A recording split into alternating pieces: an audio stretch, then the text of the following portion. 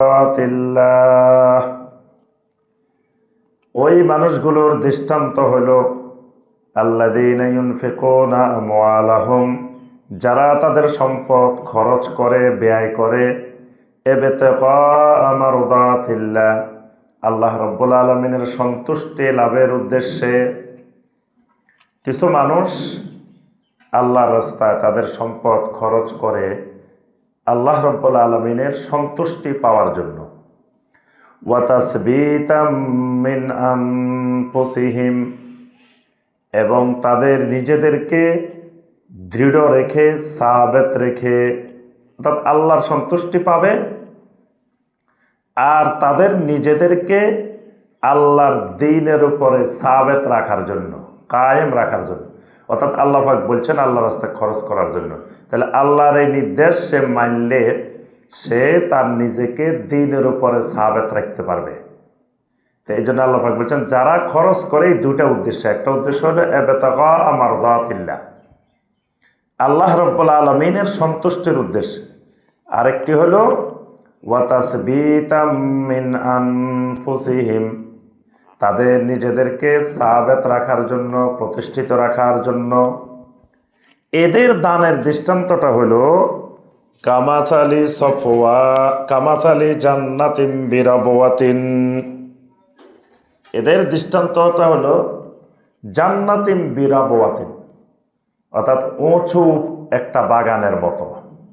উঁচু একটা জায়গায়, স্বাভাবিক জায়গা হচ্ছে রাবওয়া মানে একটু উঁচু জায়গা, তো উঁচু জায়গার মধ্যে এমন একটা বাগান, আসাবাহা ওয়াবিলুন ফাআতাত উকুলাহা দিরফাইন, যদি মুষলধারে বৃষ্টি প্রবাহিত হয় তাহলে এই জায়গায় দ্বিগুণ ফসল উৎপন্ন হয়।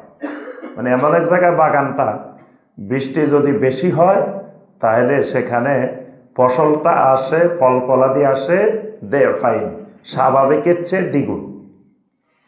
ফাইল্লাম ইউসিবহা ওয়াবিলুন, যদি মুষলধারে বৃষ্টি নাও হয়, ফাতাল্লুন, তাহলেও কোনো অসুবিধা হয় না, স্বাভাবিক ফলন হয়। মুষলধারে বৃষ্টি হলে তার ফসলটা হয় দ্বিগুণ, মুষলধারে বৃষ্টি না হলে ফসল হয় স্বাভাবিক এক গুণ। অর্থাৎ বৃষ্টি না হলেও এই বাগানের কোনো ক্ষতি হয় না। আল্লাহ রাব্বুল আলামিন ঈমানদারের এবং যারা ইখলাসের সাথে আল্লাহর সন্তুষ্টির জন্য আল্লাহর রাস্তায় দান করেন তাদের উদাহরণটা দিয়েছেন এরকম, যে এটা যদি তার ইখলাস বেশি হয় তাহলে আল্লাহ রাব্বুল আলামিন তাকে দ্বিগুণও দিতে পারেন, অনেক বেশিও দিতে পারেন। কিন্তু যদি ইখলাস কমও হয়, আল্লাহর সন্তুষ্টি এই আগে যে উদ্দেশ্য বলছেন এই উদ্দেশ্যে দান করে, তাহলে স্বাভাবিক সওয়াবও সে পাবে, অর্থাৎ স্বাভাবিক সওয়াব থেকে সে বঞ্চিত হবে না। ওয়াল্লাহু বিমা তা'মালুনা বাসীর, আর আল্লাহ রাব্বুল আলামিন তোমরা যা কিছু করো সব কিছু তিনি প্রত্যক্ষ করেন, তিনি দেখেন।